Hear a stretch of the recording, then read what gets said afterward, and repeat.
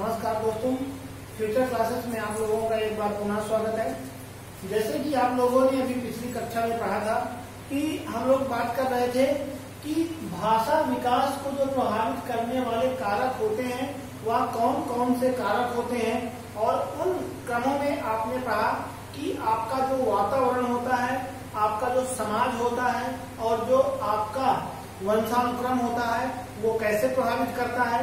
आपने दूसरे रूप में पढ़ा कि जो परिवार की आर्थिक स्थिति होती है वो भाषा विकास को कैसे प्रभावित करती है, और अगले में देखेंगे कि परिवार का आकार जो होता है वह भाषा विकास को कैसे प्रभावित करता है।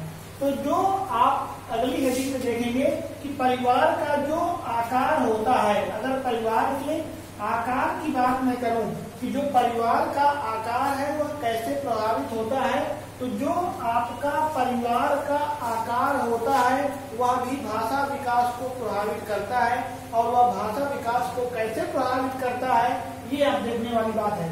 जो परिवार का आकार होता है, अब परिवार के आकार में अगर देखा जाएगा कि मैंने बताया कि जो परिवार होता है, पहले देख लेते हैं कि परिवार होते कितने प्रकार के हैं। परिवार जो होते हैं वो दो प्रकार के होते हैं।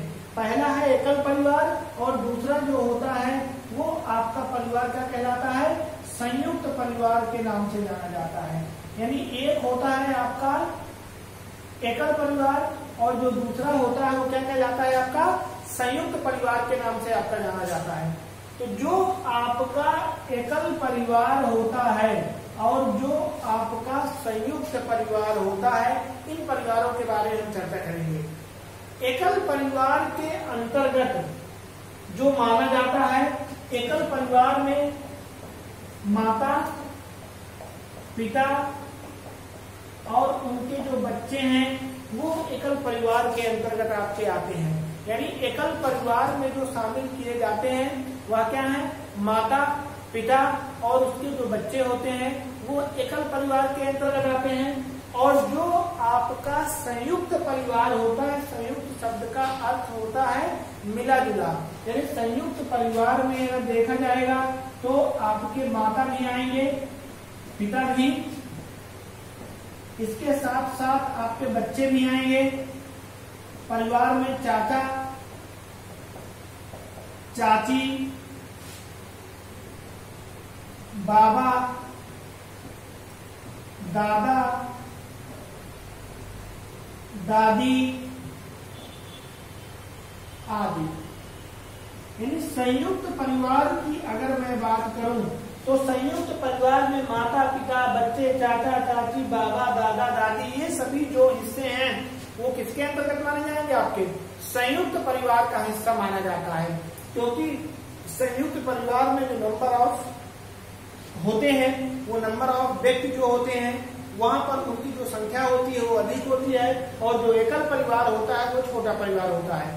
तो आज के समय में अगर देखा जाए जो यूरोपियन देश है वहां पर एकल परिवार की ही बातें होती हैं, लेकिन अगर हमारे भारत देश में बात की जाए तो अभी तक के परिप्रेक्ष्य में अगर मैं बात करूंगा तो यहाँ पर सभी लोग संयुक्त परिवार के रूप में ही रहते हैं।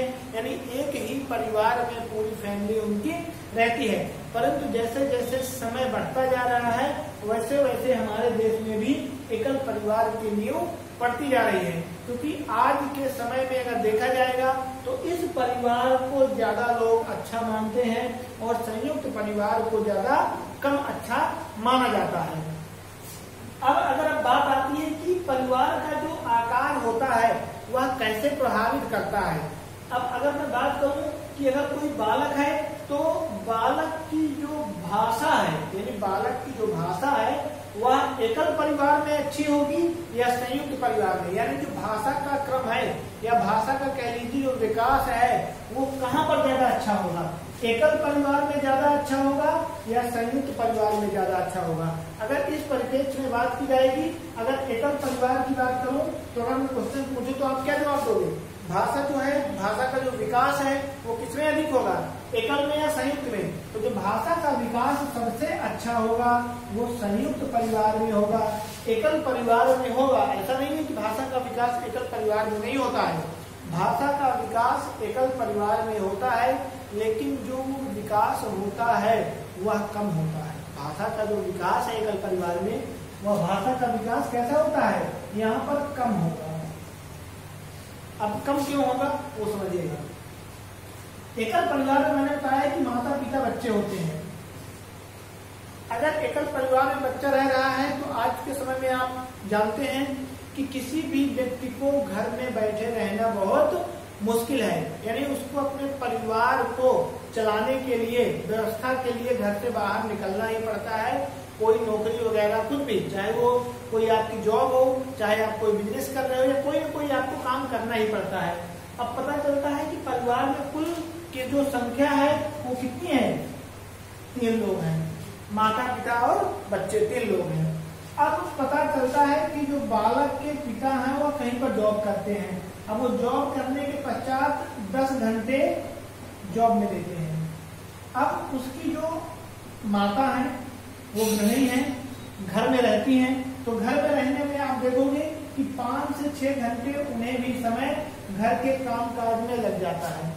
अब पिताजी जब शाम को आते हैं 10 घंटे जॉब करने के बाद, तो थके होते हैं और उसके पश्चात उन्हें कई सारे काम भी घर के करने होते हैं। तो उनका जो पूरा समय होता है वो किसमें निकल जाता है, काम में निकल जाता है। तो अब जो उनके पास समय वो बच्चों को देने के लिए बहुत कम है, यानी वो बच्चों की तरफ ध्यान बहुत कम दे पाते हैं। अब पता चलता है बच्ची उसकी माता जी, तो माता जी क्या करती हैं कि उनके पास भी घर में बहुत सारे काम होते हैं तो अपना काम करती रहती हैं। तो जब बच्चा यहाँ पर, अब यहाँ पर जो बच्चा है वह कैसा हो गया, अकेला हो गया है। अब जो बच्चा है वो कैसा है, अकेला है। अब जब बच्चा अकेला है तो ना वो किसी से बातचीत कर पा रहा है, ना तो किसी के विचारों को सुन पा रहा है, और ना ही किसी विचारों को देखता है, और ना ही महसूस कर पा रहा है। वो जितना विद्यालय जाता है उतने में ही बच्चों के जो उसके सहपाठी हैं, जो उसके क्लासमेट हैं, या जो उसके शिक्षकगण हैं, या जो वहाँ पर और भी व्यक्ति मौजूद हैं, उनकी ही बातें सिर्फ क्या करता है, वो सुन पाता है। तो अब बच्चे में जब वो किसी से बातचीत कर ही नहीं रहा है, किसी की बातें सुन ही नहीं रहा है, तो बच्चे में जो भाषा है, भाषा क्या हो जाएगी, कम हो जाएगी। क्योंकि जब बालक किसी से मिलजुल नहीं रहा है तो क्या होगा, लोगों से मिलने में भी डरता है। इसीलिए आज के समय में आप अगर देखोगे, अगर शहर में कोई बच्चा होता है तो अगर उसको आप किसी भी गांव पर लाते हो और गांव में किसी बच्चे से आप मिलाने की कोशिश करते हो, तो उसके अंदर एक डर सा बना रहता है। क्यों? क्योंकि वो घर में अपने अकेले रह रहा है और उसके अंदर वो चीजें का विकास हो ही नहीं पाया है, ना तो उसके अंदर भाषा का उतने अच्छे से विकास हो पाया है, और ना जो सामूहिक खेल होते हैं उन खेलने की प्रवृत्ति उसके अंदर विकसित हो पाई है। क्योंकि जब तक ये चीजें विकसित नहीं होगी, जब तक बालक के अंदर खुद से आत्मविश्वास नहीं आएगा, जब तक उसके अंदर खुद का कॉन्फिडेंस नहीं आएगा, बालक कभी भी अपनी भाषा को या अपने आप को या खुद को दूसरे के सामने रिप्रेजेंट करने में काफी हद तक डरता है। तो इस कंडीशन में चाहिए कि बालक को एक खुला वातावरण मिले, और जब वह खुले वातावरण में रहता है तो उसके अंदर जो सीखने समझने की शक्ति होती है वो बहुत अधिक आ पाती है। शहरों की स्थिति जो है बहुत ज्यादा कंडीशन रहता है। एरिया में आप देखते हैं कि भीड़ भाड़ एरिया रहते हैं, छोटे छोटे घर वगैरह रहते हैं, ना तो बच्चों को इतने खुले में रहने की आदत हो पाती है। उसका पता चलता है कि पूरा का पूरा समय मोबाइल और टीवी में जा रहा है। अब वह घर में जब भाषा सीख ही नहीं पा रहा है, किसी से बात ही नहीं कर पा रहा है, तो भाषा का क्या विकास उसके अंदर हो पाएगा, क्या नहीं हो पाएगा। जबकि वही बच्चा जब संयुक्त परिवार में रहता है तो संयुक्त परिवार में अगर उसके पिताजी कहीं नौकरी करते हैं, माता काम में है, तो जो उनके चाचा हैं, चाची हैं, चाचा चाची के जो बच्चे हैं, बाबा हैं, दादा हैं, दादी हैं, और भी जो लोग घर में मौजूद हैं, वो उनसे थोड़ा थोड़ा कहीं ना कहीं कुछ ना कुछ भाषाएं सीखता रहता है। अपने दादा से, अपनी दादी से कोई ना कोई कहानी सुनता रहता है, और जब सुनता है तो उसके अंदर नैतिक भावों का विकास होता है, और इसके साथ ही साथ उसमें भाषा का भी विकास भी देखने को मिलता है। यानी अगर उस कंडीशन में देखोगे तो जो एकल परिवार का बच्चा है और जो संयुक्त परिवार का बच्चा है, उन दोनों की जो भाषा में परिवर्तन मिलेगा तो आपको ये देखने को मिल सकता है कि कि एकल परिवार का जो बच्चा है उसमें भाषा का विकास जो है वो कम मात्रा में मिले, और जो संयुक्त परिवार का बच्चा है उसमें जो भाषा विकास रहे वो आपको अधिक मात्रा में आपको देखने को मिल सकता है।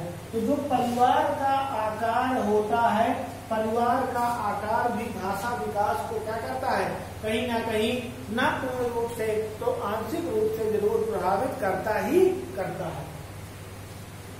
अगला जो पॉइंट है उसमें आप देखेंगे जुड़वा बच्चे। जुड़वा बच्चे भी जो होते हैं उनसे भी भाषा का जो विकास होता है वो प्रभावित होता है। यानी जुड़वा बच्चों में जो भाषा का विकास है वो क्या होता है, प्रभावित होता है।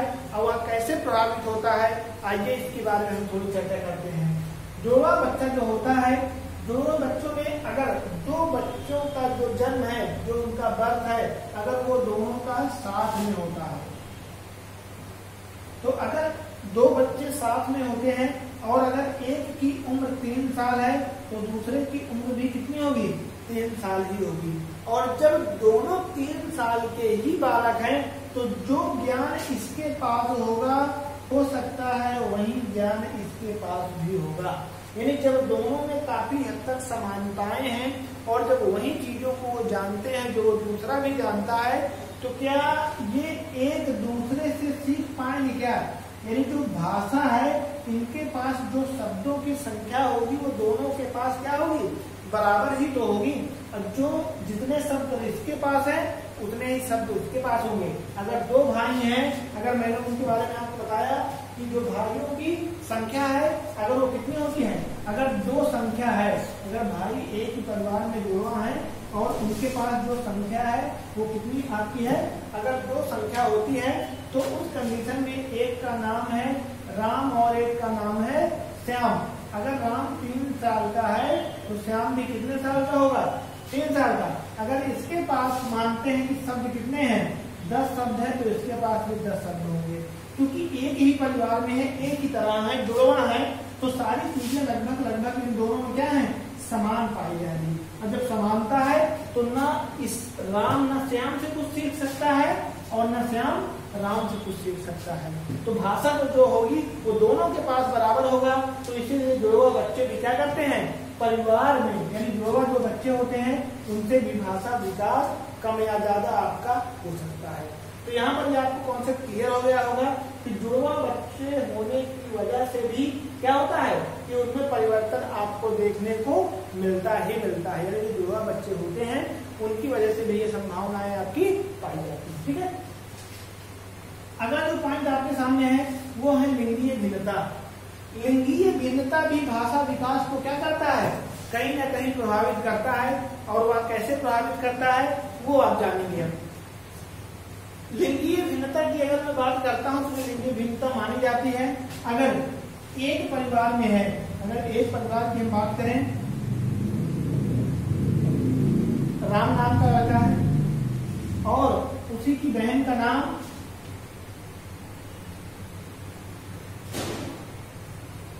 अगर देखा जाएगा, उसकी बहन का नाम अगर हम रख दें यहाँ पर राम के साथ साथ हेमा नाम है, यानी राम नाम का लड़का है और उसकी बहन का नाम यहाँ पर क्या है, हेमा नाम है। ठीक है, तो यहाँ पर जो इसको राम नाम के व्यक्ति को जो बेनिफिट मिलेंगे, यानी जो उसको स्वतंत्रता मिली होगी, अगर बात की जाए स्वतंत्रता की, तो हमारे भारतीय समाज में ऐसा है आज के समय में भी कि महिलाओं की अपेक्षा पुरुषों को ज्यादा स्वतंत्रता दी जाती है।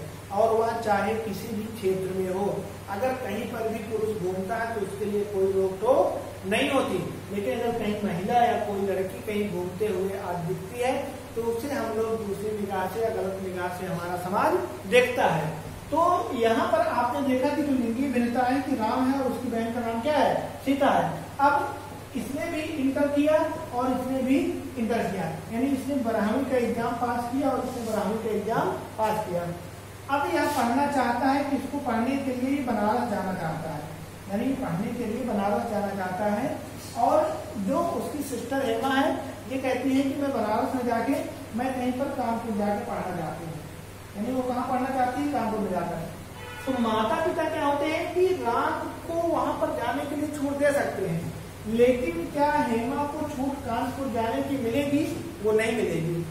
अब जब राम नाम का व्यक्ति यहाँ पर कहाँ पर बनारस जाता है तो बनारस की भाषा को सीखेगा, बनारस के लोगों को समझेगा, उसके बारे में जानेगा, तो जो इसका भाषा का विकास होगा और जो हेमा की भाषा का विकास होगा, उन दोनों में अंतर आपको देखने को मिलेगा। यानी इसकी भाषा का विकास में और इसके साथ ही साथ इसकी भाषा के विकास में जो अंतर है वो आपको निश्चित ही देखने को मिलता है। तो ये जो लिंगीय भिन्नता होती है, ये समाज में हमारी जो दे रखी है, वो भी आपने को देखने को मिल सकती है। जब आप इसके परिप्रेक्ष्य में देखते हो तो ये स्वतंत्रता आपको देखने को जरूर से जरूर आपको मिलती ही मिलती है। यानी यहाँ पर जो लिंगीय भिन्नता होती है वह भी समाज को कहीं ना कहीं, अगर आंशिक रूप से ना देखा जाए तो कहीं ना कहीं पूर्ण रूप से प्रभावित करती ही करती है। यानी जो लिंगीय भिन्नता होती है वो भाषा विकास को क्या करती है? प्रभावित करती है। अगला है द्विभाषावाद। द्विभाषावाद भी जो होता है वो भाषा विकास को क्या करता है? कहीं ना कहीं प्रभावित करता है। अब वो कैसे प्रभावित करता है देखिएगा। अगर एक परिवार में अगर कोई व्यक्ति है और उस व्यक्ति का नाम राम है, अगर उस व्यक्ति का नाम राम है और वह उत्तर प्रदेश का रहने वाला है और राम जो है अगर उसकी शादी गुजरात में होती है, तो जो उसकी धर्म पत्नी होगी वो कहाँ की होगी? गुजरात की होगी। यानी जो यूपी का व्यक्ति है राम, अब वो तो हिंदी समझेगा, और जो गुजरात की रहने वाली है वो गुजराती को ज्यादा अच्छे से समझेगी। अब जब इसकी शादी होकर यूपी में आती है तो इसमें जो भाषा इसको परिवर्तन मिलेगा देखने को, वो हिंदी में मिलेगा। अब हो सकता है वो उन चीजों को समझती ना हो, क्योंकि आप लोग भी जानते हैं जब एक स्थान से दूसरे स्थान पर आप मूव करते हैं तो वहां पर आपको बोली और भाषा में अंतर देखने को मिलता है। जैसे आपने देखा होगा कि आपका जो यूपी वेस्ट है वहां पर अगर आप मेरठ शहर में जाते हो तो मेरठ में जाने के पश्चात यानी जो हम लोग यहाँ पर लौकी बोलते हैं तो वहां पर लौकी को जो नाम दिया जाता है घिया के नाम से जाना जाता है। लौकी को क्या जाना जाता है? घिया के नाम से। अब वहां का कोई व्यक्ति है और आके यहाँ आपके इलाहाबाद में रहता है, कानपुर में रहता है या प्रतापगढ़ में रहता है, तो घिया का मतलब वो समझ पाएगा क्या? नहीं समझ पाएगा ना। उसको समझने में क्या लगेगा? टाइम थोड़ा सा लगेगा। तो उसी प्रकार से है, अगर गुजरात की कोई महिला है और वह यूपी की किसी व्यक्ति से शादी करती है तो उस कंडीशन में इसकी भाषा जो रहेगी वो अलग रहेगी और इसकी जो यूपी की भाषा रहेगी वो क्या रहेगी? अलग रहेगी। इन कंडीशनों में अगर बात की जाएगी तो दोनों की भाषा में परिवर्तन होगा और इनसे जो बालक उत्पन्न होगा, अब बालक क्या करता है कि एक बार तो अपनी पिताजी की भाषा सुनता है और एक बार अपनी माता जी को सुनता है। अब थोड़े समय जो कंफ्यूजन हो जाता है कि अब वह घिया बोले या लौकी बोले। अब वो यहाँ पर क्या बोले? घिया बोले या लौकी बोले, है दोनों एक चीज, लेकिन वो कभी मम्मी से सुनता है कि घिया है, पापा से सुनता है कि लौकी है। तो अब भाषा का जो विकास है यहाँ पर कैसे होगा? मंद हो जाएगा।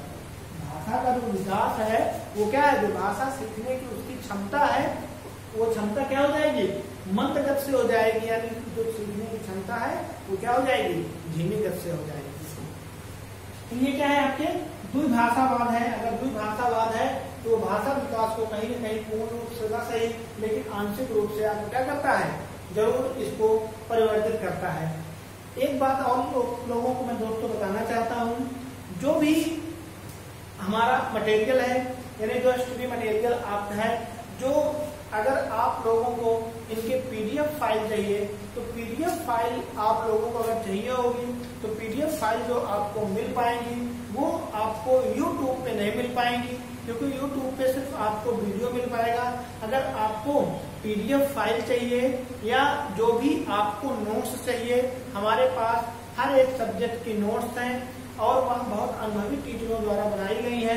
तो उन नोट्स को आप चाहें तो ऑनलाइन परचेज कर सकते हैं, या उन नोट्स को जो कुछ उसके हिस्से हैं वो आप गूगल प्ले स्टोर से, जैसा मैंने आपको पहले दिन ही बताया है कि गूगल प्ले स्टोर से आपको फ्यूचर क्लासेस का ऐप डाउनलोड करना होगा, और डाउनलोड करने के पश्चात ही उसमें लॉगिन करने के पश्चात वहां से आप जो पीडीएफ फाइल की नोट्स हैं वो आप डाउनलोड कर सकते हैं। और अगर किसी महिला को या जो हमारे भाई या बहन है उनको किसी को भी अगर आपको हार्ड कॉपी की नोट्स चाहिए तो आपको बाय पोस्ट भी आपके पास भिजवाया जा सकता है। अगर आपको उसकी जरूरत हो तो आप हमारे यहाँ से मंगवा सकते हैं। आइए इसके बारे में और आगे चर्चा करता हूं मैं कि परिपक्वता के बारे में। लास्ट पॉइंट है इसका कि परिपक्वता, भाषा विकास को परिपक्वता भी क्या करती है, कहीं ना कहीं प्रभावित करती है। यानी जो भाषा विकास में जो परिपक्वता होती है वो भी बहुत ज्यादा प्रभावित करती है।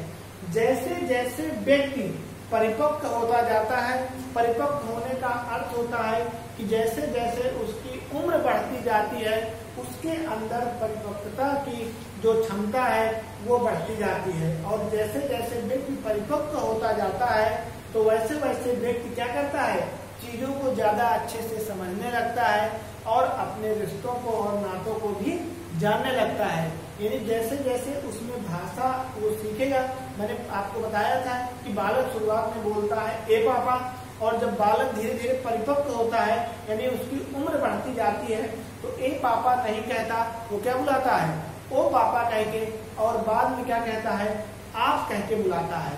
तो ये भी आपको भाषा विकास में क्या करता है, प्रभावित करता है। यानी मुख्य रूप से अगर देखा जाएगा तो भाषा विकास को परिपक्वता भी क्या करती है, प्रभावित करती है। तो ये आपने जो देखा कि भाषा विकास को प्रभावित करने वाले जो प्रमुख कारण थे उन कारणों के बारे में हमने चर्चा की कि कौन कौन से कारण होते हैं जो भाषा विकास को आपको प्रभावित करते हैं और कौन कौन से कारण नहीं है जो भाषा विकास को प्रभावित आपके नहीं करते हैं। इनके बारे में हमने चर्चा यहाँ पर की है।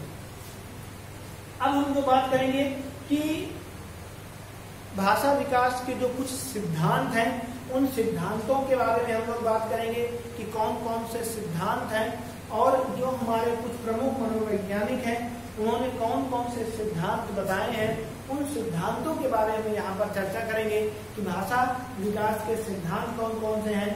तो सिद्धांत की जो चर्चा करेंगे हम अपने अगले वीडियो में करेंगे। आज के लिए धन्यवाद, नमस्कार।